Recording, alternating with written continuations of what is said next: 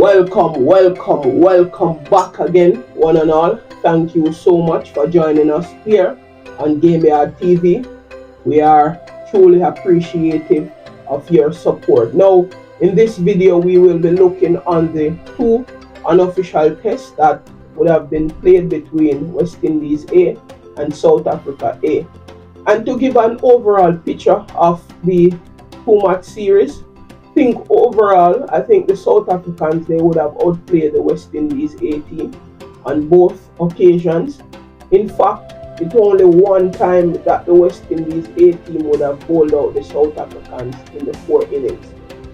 And that, just suggests that the bowlers of the West Indies A team just lack a lot of penetration to get 20 wickets in the two matches. And so I will get into more details as we go along. So in the first match, South Africa would have won the toss and elected to bowl first, and they would have bowled out the West Indies for 240 runs in 63.4 overs. Now, Kevin Imlach was the top scorer for the West Indies A team with 61 from 105 deliveries. Mikhail Louis would have made 57 from 70 deliveries. Kari Pierre chipped in with 44 from 73 deliveries, and John Campbell would have made 33 from 43 deliveries. Now, the pick of the South Africans bowler would have included Okule Sile.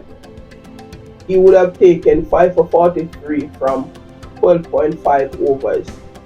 And supported him would have been Moriki, would have taken 3 for 63 from 17.5 overs.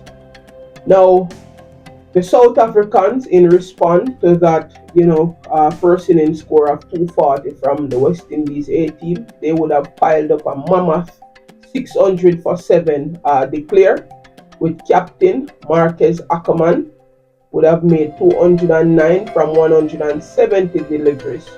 Rivaldo Moonsamy 68 from 104 deliveries. Subrayan 64 from 77 delivering. Jason Smith 56 from 82 deliveries. Jordan Herman 52 from 85 deliveries. And Ishele 48 from 85 deliveries. Now, that would have been an all-round performance there by the South African A team. In fact, 5 of their batters would have gotten over 50 runs, and Ishele made 48. So that would have been 6 players on that team would have made substantial amount of runs, and that was a really good team effort by the South Africans. And we would have seen 200-run partnership between Jason Smith and Marquez Ackerman. They would have made 126 partnership there. And Sine Kemba Ishele and Marquez Ackerman, they would have made 155-run partnership there. So it was, an all-round performance there by the South Africans team.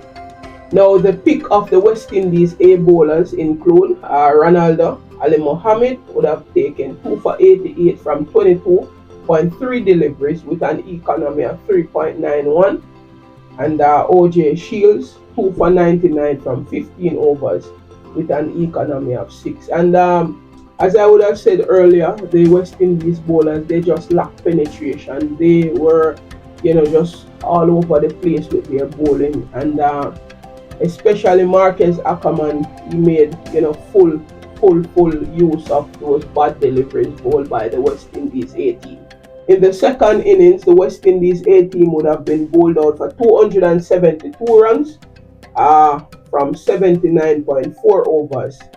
Kevlan Anderson would have made 52 from 101 deliveries. Alec Athanaze 49 from 83 deliveries. Ronaldo Ali Mohammed 40 from 36 deliveries. And Subrayan would have taken 5 for 82 from 30 overs for the South Africa A team. and Tristan Liss would have taken 4 for 86. And the South Africa A team would have won that match by an innings and 88 runs. And I think the South African, they did not get much, competition from the West Indies A team in the first match. I think they just dominated that match. The South African A team, they dominated with both bat and ball, right? The West Indies A team, I think they lack, uh, application in batting. We did not get, you know, a player even going on. Even Tevin Imlach having got that start. Him and Mikael Louis in the first innings, none of them really carry on to make a big score. And we would have seen where Ackerman would have done that for the South African A team, right? So a lot of areas the West Indies team need to improve upon. A lot of areas in terms of our catching as well, our ground feeling. The bowlers need to bowl a more steady line and length. They're giving the batters too much width outside the off stump. Sometimes they bowl too short and they get pulled, for four. And sometimes they over pitch, right? So the bowlers, they really need to have, as I said, they lack penetration because they were unable to bowl out the South Africans in this match. And so the second test match, we would have seen where most of the experienced West Indies players would have been included in the second test. And to be honest with you, it was much difference. It's just that South Africa would have batted twice in this game, but it was a very meager total, to be made in the second innings. So I believe that they were, dominated by the South Africans as well in the second unofficial test. In the first innings, West Indies would have batted first. South Africa having won the toss again and elected to bowl. West Indies would have made 220 all out from 68.1 over. Alec Afanese again would have made 65 from 94 deliveries. Unable to carry on to a big one again. Justin Graves 57 from 100 deliveries. Unable to carry on again. Craig Brathwaite made 35 from 54 deliveries. And the SWAT would have taken 4 for 62 from 18.1 over. And Okule would have taken 3 for 52 from 15 overs. South Africa in reply would have made 332 all out from 106.2 overs. The SWAT would have chipped in with 86 from 145 deliveries. Engelbrecht 77 from 180 deliveries. Hope I'm pronouncing that name correctly. And Peters would have made 50 from 108 deliveries. Anderson Phillips would have, taken 5 for 67 from 24.2 overs, and Justin Graves 2 for 48 from 16 overs. Right, West Indies in their second innings reply, they would have been skittled out for 211 from 54.4 overs. John Campbell made 59 from 86 deliveries.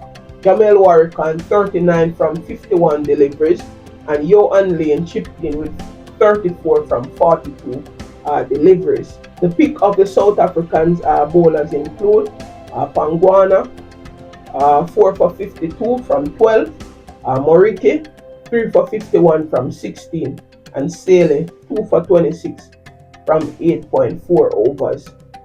South Africa in their second innings reply, they would have hit the runs. They would have made 100 for 3 from 19.3 overs, with Marcus Ackerman with an unbeaten 35 from 35 deliveries. Kishele 26 from 42 deliveries, and Senokwane 19 from 25 deliveries. Shamar Joseph 2 for 40 from 7. Johan Lane 1 for 29 from 3.3 overs. Now the top scorers of the two-match test series would have been Marcus Ackerman, 266 runs with an average of 133 in his 3 innings. Alec Athanase would have made 119 at an average of 29.75 from his 4 innings. John Campbell would have made 110 from his 4 innings with an average of 27.5. Top wicket takers would have been Sele, 10 wickets at an average of 15.3 from his 4 innings. Morike, 7 wickets at an average of 30.85 from his 4 innings. And Pangwana, 5 wickets at an average of 14 from his 2 innings. Now, South Africa, as I said, would have won the second match by 7 wickets. Now, as I would have said earlier, I think the West Indies bowlers, they just lack penetration. Only one time they would have bowled out the South Africans in this series, and that was the first innings of the second unofficial test. So a lot to be improved as it relates to the bowling for the West Indies. And I think Shamar Joseph just looked going into this Australian series. I'm not sure. Shamar Joseph looked like he's not in really good rhythm. He was he was not impactful in the game. He was not bowling really good. His line and length would have been, half. Not seeing him hitting the deck very hard, moving the ball. And I'm very worried in terms of what I've seen for Shamar Joseph going into this Australian series. South Africa scored 600 runs in that first innings in the first unofficial test. And what I've seen for the bowlers, they just lack, the aggressiveness and the consistency needed in order to trouble that strong batting lineup that the South Africans had. Right, in terms of our batting, we struggle, to make big scores. Some of our batters would have gotten starts and they were unable to carry on. In fact, in this 2-match series, we have not passed 300 runs, and that's very concerning for me. We have not passed 300 runs in any of the 4 innings played against South Africa. And South Africa just looked, they were just superior to us in terms of them batting and bowling. They had batting depth, and as I would have said, over 6 batters would have made, substantial runs in that first innings that they would have, batted in the first unofficial test. South Africa bowlers, they continue to put pressure. They apply a lot of pressure on the West Indies batters, and they were able to bowl out West Indies in all 4 innings that they would have batted. And that just shows the level of consistency and aggressiveness that the South African bowlers would have displayed in this series. So overall, I think West Indies were dominated in these 2 series. And I would have seen a few players, especially Johan Lane. I believe he would have made a 34 there. He got some wickets as well. John Campbell wasn't too bad, even though his average would have not been very impressive. Alec Athanase would have made a few runs as well. In terms of Anderson Phillips would have taken a 5 in this series. So those are the standout batters and bowlers for me. I know that most of the senior guys, they would not have played in the first unofficial test. But Michael Louis did not look, bad as well batting. And Justin Graves would have, made, a few performances here and there as well. So this series would have helped the Cricket West Indies and Darren Sammy to select players for the home series against Australia, and stay tuned for that video. But overall, I think that we did not do well as I would have expected in this series. I wanted to see some exceptional performance. Players who just knock down the door to the West Indies so that they cannot not being selected. But I did not see any exceptional performance. There were some average performance in this series, but South Africa just looked superior, and they just dominated both the 50 over and the unofficial test. So thank you so much for joining us for this video. Please remember to hit that subscribe button, hit that like button, hit that share button, share with your friends and families, and stay tuned to Gameyaaad TV. We have so much cricket going on now, so we have a lot more content to come on this channel.